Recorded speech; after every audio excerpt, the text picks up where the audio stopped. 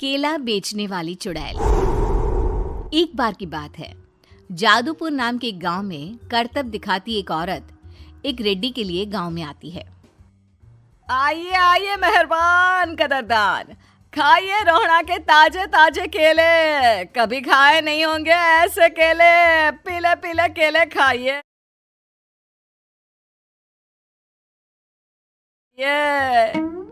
ये कहकर रोहड़ा हाथों में 4 केले लिए उन्हें सर्कल में जोर जोर से हवा में उछालती हुई करतब दिखाती है, जिसे देखकर आसपास के सारे बच्चे अपने अपने मम्मी पापा से उस औरत के पास जाने की जिद करने लग जाते हैं। पापा, ऐसा तो सर्कस में बॉल से होता है ना, ये आंटी तो केले से कर रही है। चलिए ना पापा, देखते हैं। रोहड़ा एक पतली सी तार पर चलती हुई केलों से करतब दिखाती है। आते जाते सभी लोग बाहर रुककर उसके करतब देखते हैं और वाह वाही करते नहीं थकते।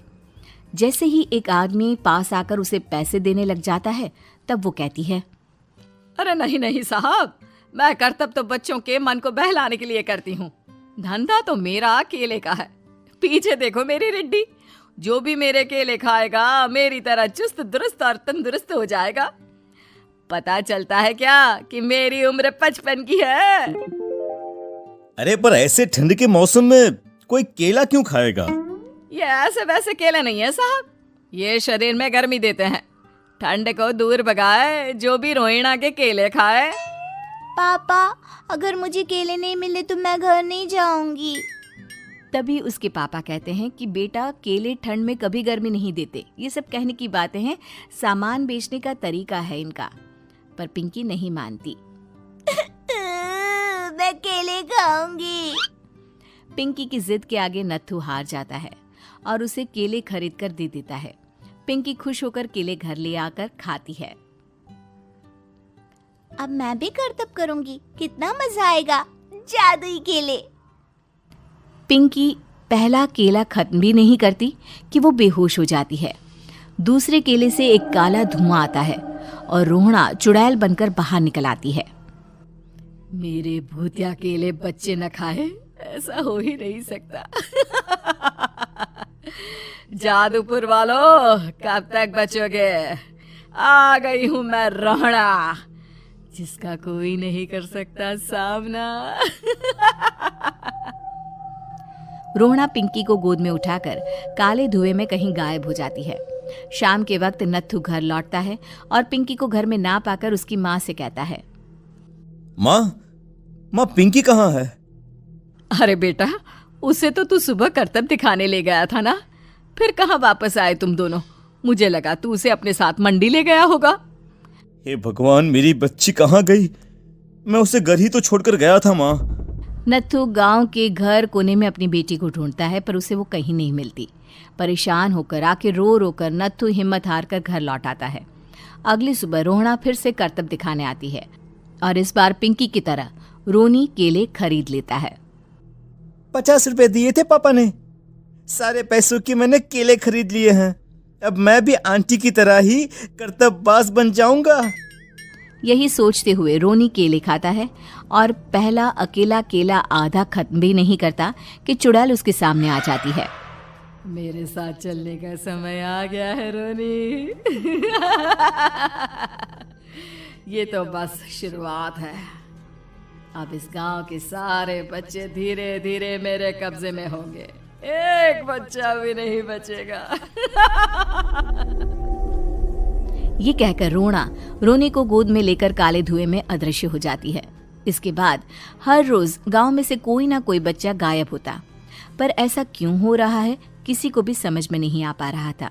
रोज की तरह अपनी बेटी पिंकी की तलाश में नत्थू गांव के एक तालाब के पास बैठा रो रहा था। कहाँ गई मेरी पिंकी? शकुंतला के जाने के बाद एक वही तो मेरा सहारा थी। अरे उसकी आत्मा कोस रही होगी मुझे कि मैं अपनी बच्ची को संभाल भी नहीं पाया। नत्थू ये कहता हुआ रो ही रहा था कि तभी तालाब में से उसे शकुंतला की आवाज सुनाई देती है। कहाँ थी तुम शकुंतला? हमारी बच्ची और सारे गायब हुए बच्चे रोहड़ा के कब्जे में हैं। वो बच्चों को जो केले देती है उससे बच्चे बेहोश हो जाते हैं और उसके कब्जे में आ जाते हैं और वो उन्हें ले जाकर काली दुनिया में ले जाती है।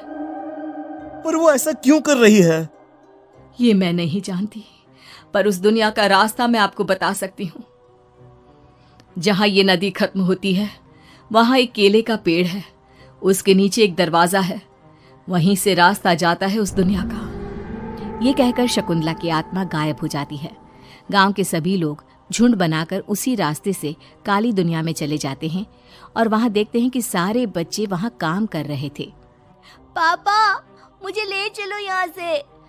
पापा पापा। सभी बच्चे अपने मम्मी पापा से लिपट जाते हैं। तो तुम लोग यहाँ तक आ गए? क्यों हमारे बच्चों को पकड़ लिया तूने? तुझे शिकार ही बनाना है तो ले, हम सब आ गए हैं, हमें खा ले। नहीं, मुझे बच्चे चाहिए। मेरे बच्चे के बदले तुम लोगों के बच्चे। क्या मतलब? मैं इसी गांव में रहने वाली एक औरत थी। केले की चोरी के इल्जाम में मेरे बेटे को गांव वालों ने इतना मारा कि वो मर गया। उसी दिन मैंने ठान लिया कि गांव वालों का भी वही हाल करूंगी। कुछ दिन बाद बेटे के चले जाने के दुख में मैं भी मर गई और मेरी भटकती आत्मा एक चुड़ैल बन गई। और फिर मैंने बदला लिया तुम सबके बच्चे छीनकर। बर्दाश्त नहीं कर पाए ना? सोचो मुझ पर क्या बीती होगी। हमें माफ कर दो रोना। पता नहीं ये किसकी गलती थी, पर हम सभी माफी मांगते हैं। हमारी खुशियां लौटा दो, तुम भी तो एक माँ हो। गांव वालों की बात सुनकर रोहना का मन पिघल जाता है और वो बच्चों को छोड़ देती है। उसके बाद काली दुनिया बच्चों के लिए जादुई दुनिया बन जाती है। अब कोई भी कभी भी वहां आ जा